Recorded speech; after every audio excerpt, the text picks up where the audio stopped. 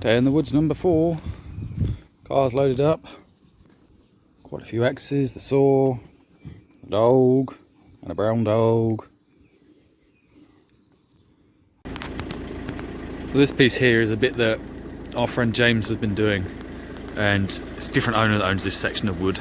As you can see, they've got much nicer mature trees in there. They've got lots of nice big ash trees in there, some nice big oaks, a bit of chestnut in there. It's just so much nicer, nice and open. What I was actually looking at was this big old leaner right across the track. It's got loads of cavities in it. It's pretty hollow down the bottom here. Oh, there's actually a nest in here. So that needs to come out of it at some point, potentially today. You can see there's an old scar here.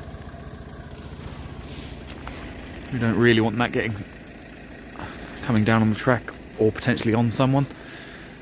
It's a little bit caught up the top. I'm just wondering if I can be able to roll it out to the right. Whoops. If I can roll it that way by severing the hinge on the right side, it should twist out of that tree on the left. That's the theory. But it makes it difficult because we've got this cavity in here. Most of our hinge is going to be in here, so will I be able to get through to that hinge before?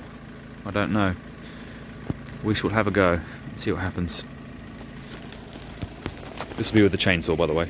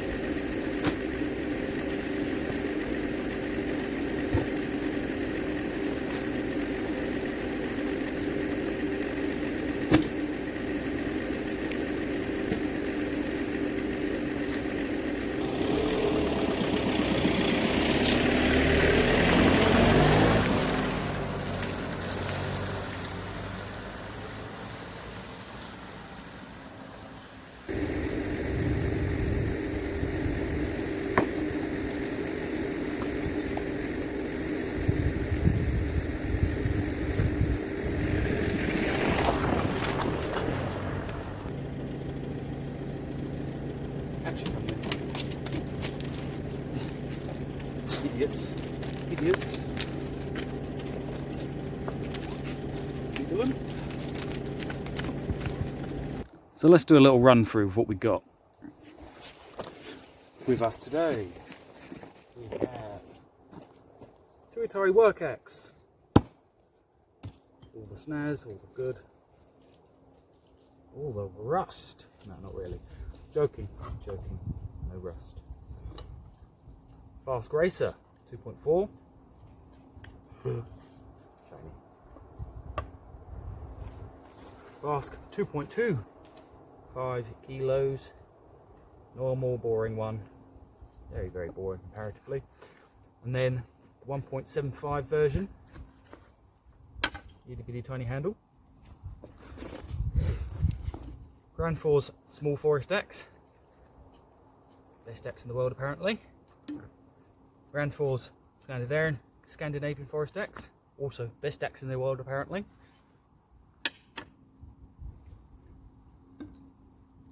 Now we get onto the home modifications, I suppose. We have, first up, the Helco. Yeah. Then we have this no name, possibly high test, 4.5 pound Tasmanian. Absolutely lovely. Haven't really got to use it much, but very nice to look at. And then last of the heavy axes with me today, this Wetterlings 4.5 pounders, 4.5 pounder on a Oxenkoff race handle. Pretty nice. Could do with a little bit more off the cheeks, I think. And then good old faithful Council Talk boys axe with, yeah, actually a fair amount of rust on it and a rolled edge, a few chips. What are you going to do about it? Nothing. And then my legendary Oxenkoff Iltis modified head. Took the toe down, about 18-degree bevel, tuned the handle. Probably one of the best axes in this pile. Also, damn nice, this 2.5 pound Holtzbrook Montreal pattern. And that's it. That's all you're getting.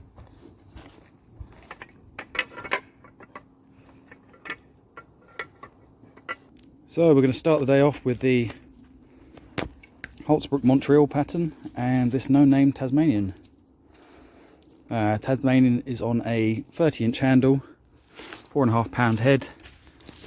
If anyone can tell me what they think this label might have been, please let me know, because I'd be very interested to find out. It has got one stamp on the other side, tiny 4.5 just there, but that is literally all it's got on it. And then, yeah, the old faithful Montreal to finish up. So first off, I think we're going to take, see this aspen just here, we're going to take that down. Have a weird head on it, it's where the squirrels have been at it. Yeah, hopefully that'll come down nice and easily. I could take down this small one first just to make it a little bit easier to get it through. The idea is that we're going to drop it from where it is through the brash hedging and down through here, because this pile here is all it's all aspen anyway. We're not really that fussed about burning that. We're just going to keep it separate and then we have all our decent firewood in these wigwams. So yeah, back in a minute when I've started chopping. Right, Megs, out the way. Go on.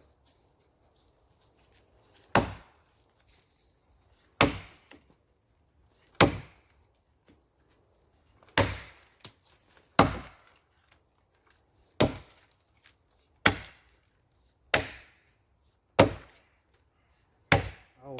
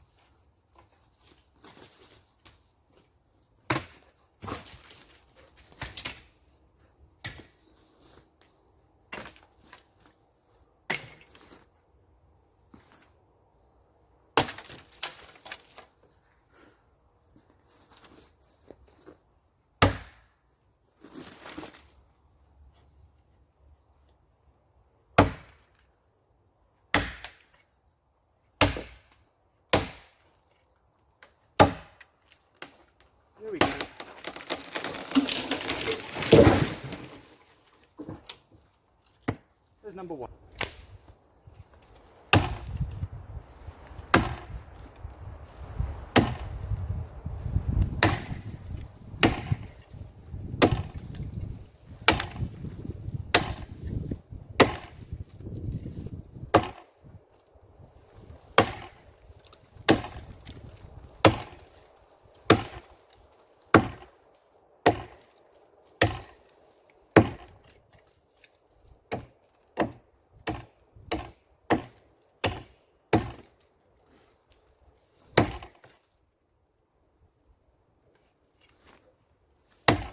Come on.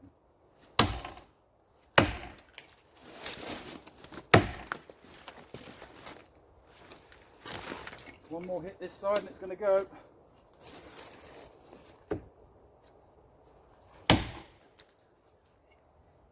Two more.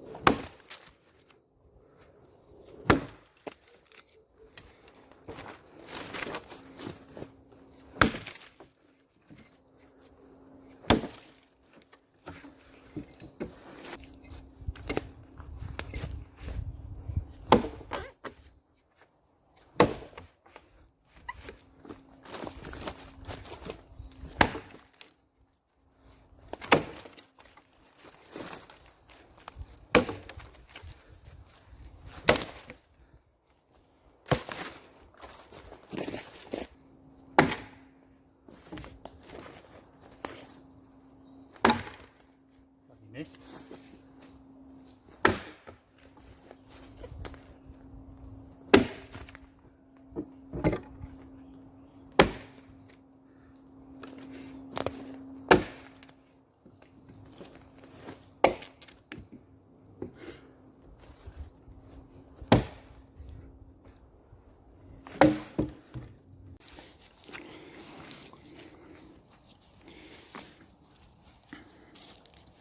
If anyone has a link to a decent tripod that doesn't break after 2 or 3 months, please let me know, because I've had 2 of these crappy cheap silver things and they are awful.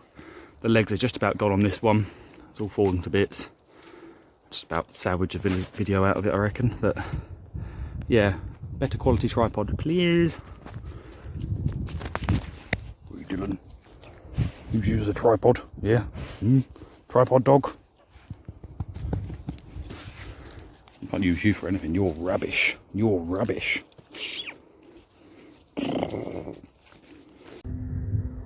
Dog, what are you doing? Digga We have pretty much given up on that tripod. It is wank, basically. Yeah, we're going for this Aspen here, which you cannot see. It's got a really gnarly, crappy top on it where the squirrels have been on it. Very similar to this one. As you can see, it's sort of grown and regrown and died, just where the squirrels attacked the bark. Look at that thing. And I think there's going to be Montreal and Helco Tasmanian, because we likes it.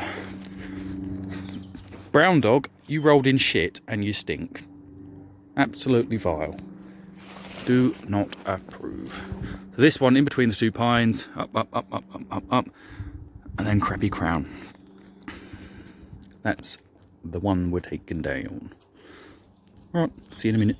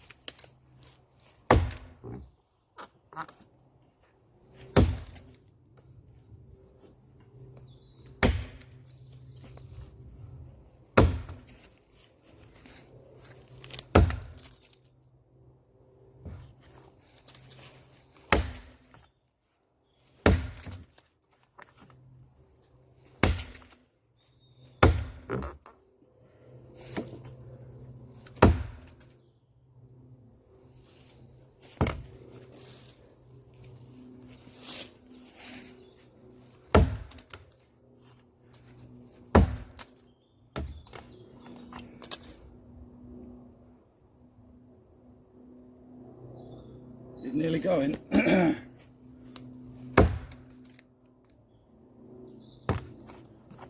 One more.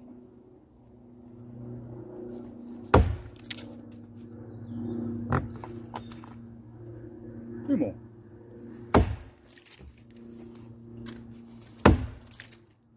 There we go.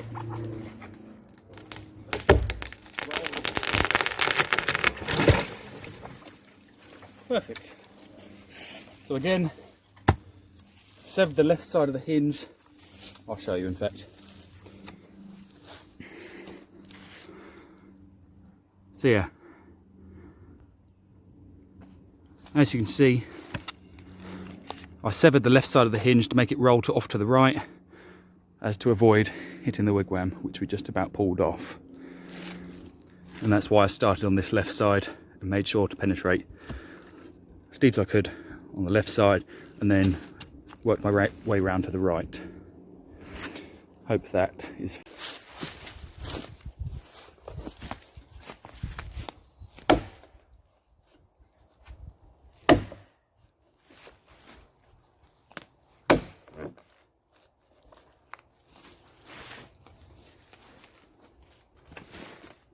Wet foot.